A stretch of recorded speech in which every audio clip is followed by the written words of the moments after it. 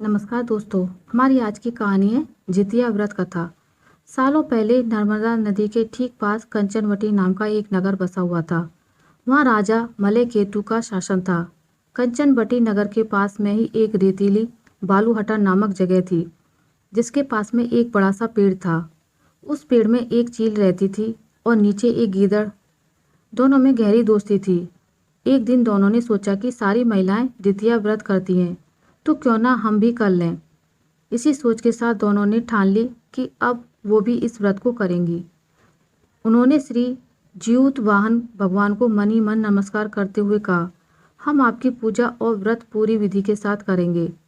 जैसे ही व्रत का दिन आया तो पास के ही एक धनवान व्यापारी की मौत हो गई। उसको अंतिम विदाई देने के लिए बालूहटा ही लाया गया, जहाँ गीदड़ और चील रहते थे।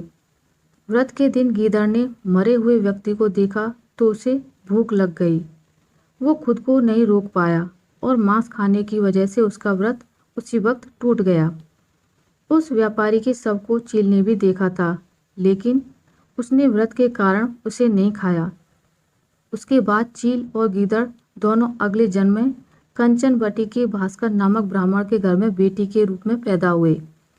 चील का जन्म बड़ी बहन के रूप में हुआ, जिसका नाम शीलवती पड़ा, और उसकी शादी बुद्धिसेन नामक लड़के से कराई गई। गीदड़ का जन्म उसकी छोटी बहन कपूरावती के रूप में हुआ। समय होने पर उसका विवाह कंचनवटी के राजा मलय केतु से उसके पिता ने करवाया। भले ही कपूरावती विवाह के बाद कंचनवटी की रानी बन गई हो, लेकिन उसे बेटे का सुख नहीं मिला।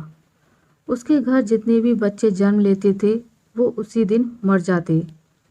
ऐसा होते होते कपूरावती काफ़ी परेशान हो गई।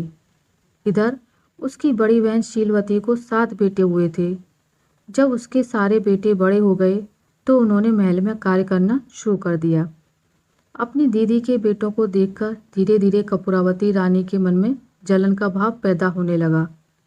उसने इसी जलन की वजह से अपने पति को कहकर अपनी दीदी के सारे बेटों के सिर कटवाकर एक बर्तन में रख दिए।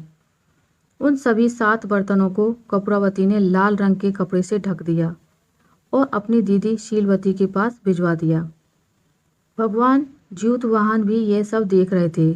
उन्होंने रास्ते में ही सभी 7 भाइयों के सिर को धड़ से जोड़ा और अमृत पिलाकर जिंदा कर दिया।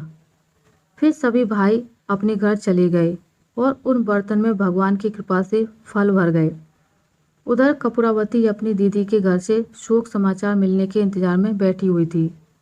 जब कोई संदेश नहीं आया तो वो खुद ही शीलवती के घर चली गई।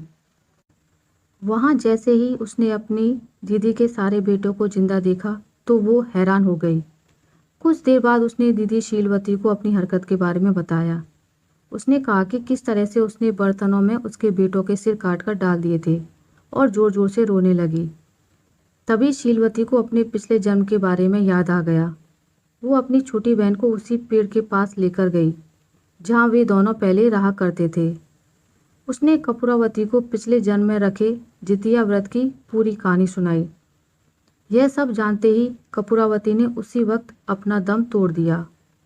राजा को तुरंत शीलवती ने इस बात की जानकारी भिजवाई। अपनी पत्नी के बारे में दुख भरा समाचार मिलते ही राजा वहाँ पहुँचे और कपूरावती को उसी पेड़ के नीचे अंतिम विदाई दी। बुरे कर्म कभी भी पीछा नहीं छोड़ते। गलत कामों की सजा को भोगना ही पड़ता है। आशा करती हूँ आपको मेरी आज की कहानी अच्छी लगी होगी। अगर आपको मेरी ये कहानी अच्छी लगी है तो इसे लाइक करें, ज़्यादा से ज़्यादा शेयर करें, और अगर आप मेरे चैनल पर नए हैं तो इसे सब्सक्राइब करना ना भूलें। मिलते हैं एक नई कहानी के साथ, तब तक के लिए नमस्कार।